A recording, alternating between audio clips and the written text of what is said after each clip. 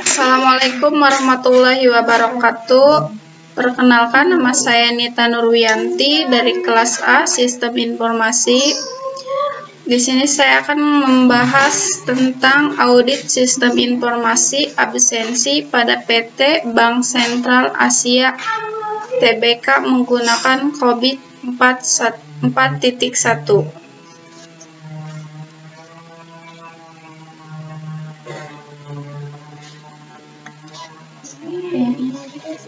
Di sini ada pendahuluan perkembangan sistem informasi sampai saat ini telah mendukung proses bisnis di berbagai perusahaan seperti menggunakan sistem informasi absensi pada PT Bank Sentral Asia Tbk BCA.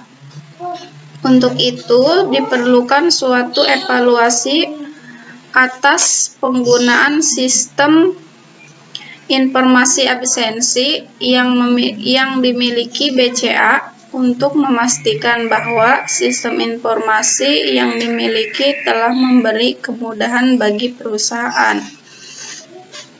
Selama ini, implementasi sistem telah berjalan untuk mendukung prosedur kegiatan absensi. Diharapkan dengan dilakukannya audit sistem informasi ini agar sistem absensi yang ada pada BCA akan menjadi lebih baik. Auditor TI bertanggung jawab atas penelitian efisiensi tata kelola TI dengan tingkatan prosedur dalam pelaksananya. Selanjutnya, audit sistem informasi, audit SI atau TI dalam kerangka kerja COVID lebih sering disebut dengan istilah IT. Asuransi ini bukan hanya dapat memberikan evaluasi terhadap keadaan tata kelola teknologi informasi di BCA, tetapi dapat juga memberikan masukan yang dapat digunakan untuk perbaikan pengelolaannya di masa yang akan datang. Audit sistem informasi adalah proses untuk mengumpulkan dan mengevaluasi bukti dalam menentukan apakah sistem informasi telah dibangun sehingga memelihara integritas data, menjaga aset, membuat sasaran organisasi dapat tercapai secara efektif, dan menggunakan sumber daya yang efisiensi.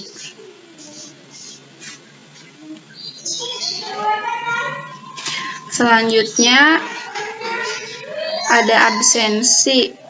Absensi dapat dikatakan suatu pendataan kehadiran yang merupakan bagian dari aktivitas pelaporan yang ada dalam sebuah institusi. Absensi disusun dan diatur sehingga mudah untuk dicari dan dipergunakan ketika diperlukan oleh pihak yang berkepentingan. Secara umum, jenis-jenis absensi menurut cara penggunaannya dapat dikelompokkan menjadi dua, yaitu absensi manual, absensi non-manual.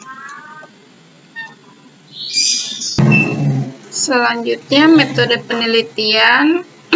Di sini ada identifikasi masalah, menentukan tujuan penelitian, mengumpulkan kuesioner dan wawancara. Jika dirasa data belum cukup, maka akan dilakukan kembali pada proses sebelumnya ke pengumpulan kuesioner dan wawancara. Jika data sudah cukup, maka data akan dilanjut ke proses selanjutnya ke pengelolaan data, analisis data, dan kesimpulan. Selanjutnya, cakupan IT dominan yang diaudit terdiri dari 6, yaitu Enable, Operation, and use. Define and manage service levels. Selanjutnya and use continuous service. And use system security. Manage problem.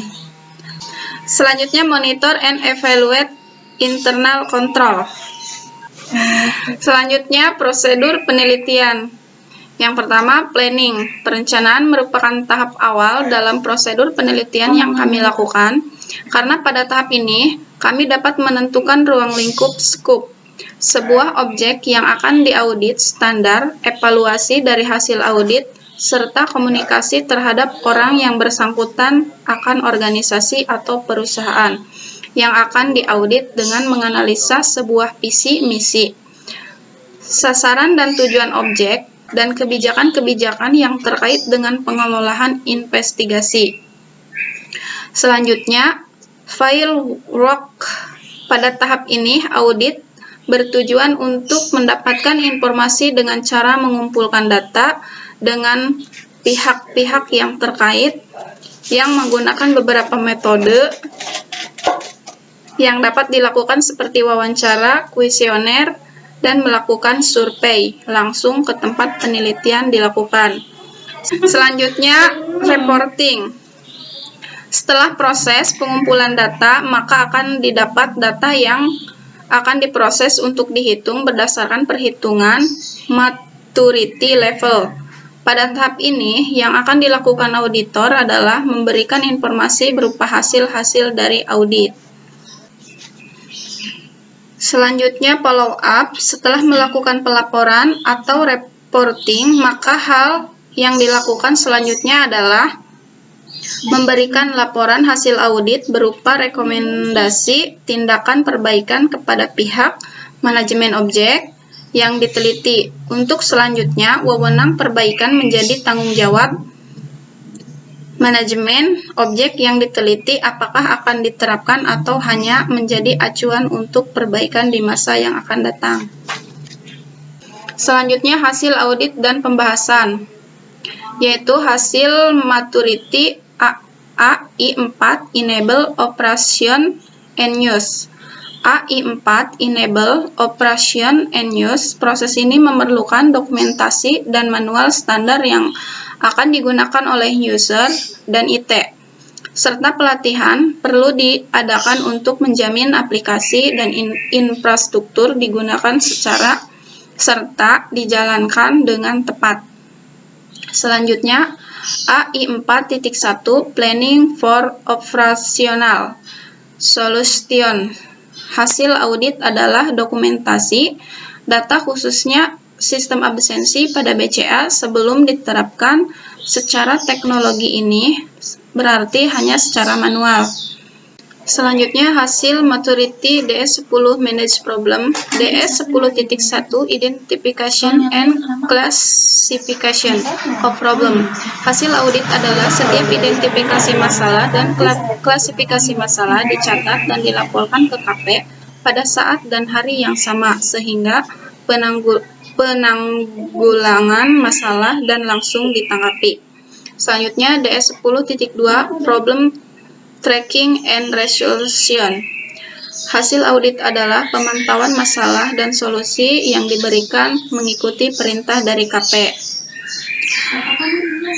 Selanjutnya, DS10.3